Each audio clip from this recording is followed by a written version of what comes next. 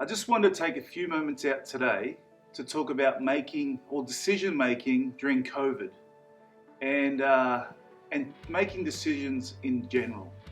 I think people are capable of making excellent decisions and are also capable of making very terrible ones. So I want to talk first of all about how to make sure we don't make a rash decision or a bad decision that could affect way beyond what we're thinking, and then some strategies to help people make decisions. But I would say first of all, during COVID lockdown situation, we're all under stress and we're all not really ourselves right now. And I would say I'd be trying to put off any major decision that I could. I'd be saying to myself, I'm not going to make a decision about this if I don't have to until COVID is over and maybe into next year, then I'll make a decision. If we're talking about major things that you don't have to decide right now. So I want to first of all put that out there, but here's a strategy that people use before they make a decision, and it's called HALT.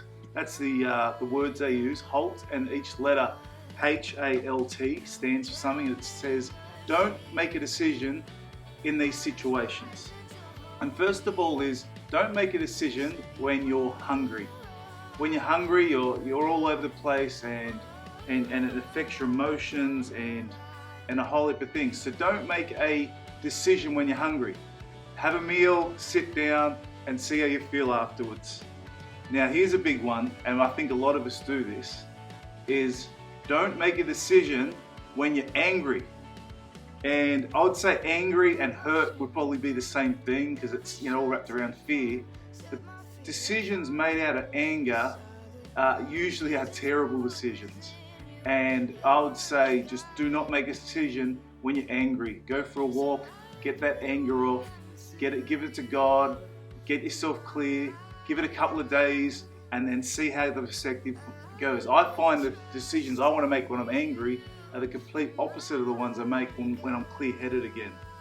Another one is don't make a decision when you feel lonely.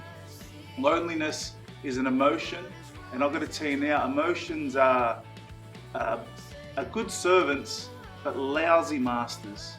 And when we allow our emotions to help us make our decisions, the problem is our emotions will change with the circumstance, but our values don't. So we've got to make decisions in line with our values and not with our emotions. So loneliness, if you're having trouble connecting with someone, deal with the loneliness first. Don't say, if you're in a friendship group or in a relationship and you're feeling lonely, don't say I'm leaving this because I feel lonely. That's an emotion that something's not going right. We could be in a crowd of people that love us and feel lonely, and we've just got to deal with that before we make decisions. Another one is don't make decisions when you're tired. And I was just seeing even on the TV the other day, they talked about if you've been awake for more than 18 hours, you're considered to have a blood alcohol level, like the reaction of someone who has a blood alcohol level that shouldn't be driving. So you got to think about that. Tiredness and fatigue, it just takes away our greater mind, and when we make a decision when we're tired, it's probably going to be one that we're going to regret later on. So again, put it off, have a break, take a day off. Don't quit your job, take a day off, just have a sleep, see how you feel when you've recovered and things like that. So that's all things to say halt before you make a decision. I'll say that anybody that is rushing to make a decision is very immature. And I find that when I make a decision, I don't want to make it on my own. If it's a big one, I'm not talking about what colour socks I'm going to wear, or how my haircut going to look. Who cares? I'm talking about life decisions. What church am I going to? What ministry am I at? What am I doing for a career? Am I staying in my relationships? Where am I spending my money? Where do I want to end up? These big goals. And I'd say, first of all, write down the values and goals you have for your life. This is how to make a good decision. Okay? And when you've figured out what's most important, say, well, unless it's a yes towards that goal, the answer is no. And so we start creating a hierarchy of yes and no's via our preset values and goals of where we want to be. Second of all, gather all the information that you can and get all the weighing opinions. Don't just get an opinion that makes sense to you, get the conflicting opinions as well, because sometimes we just want people to agree with us, but sometimes we need to hear the truth, and sometimes we've romanticized an idea or a thought, and we just need to hear the reality of it.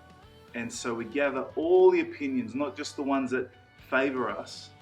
And so then step 3 is we consider the consequences. And see, all decisions will always have positive and negative consequences, and we have to accept that. But is it taking us towards our goal? If it's taking towards our goal, then it's okay.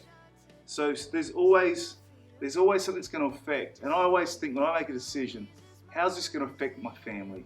How's this going to affect the people that trust me and are around my life? How's this going to affect my future? And I think about it collectively. Step number 4 is make the decision. And now that you've identified your goal, you've made your decision, you've gathered all the necessary information, you've looked at the consequences, it's time to actually make that decision.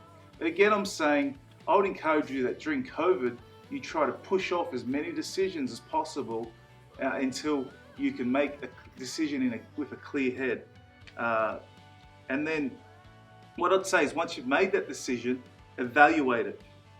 So don't make the decision, but sit on it for a bit and say, Holy Spirit, what do you say?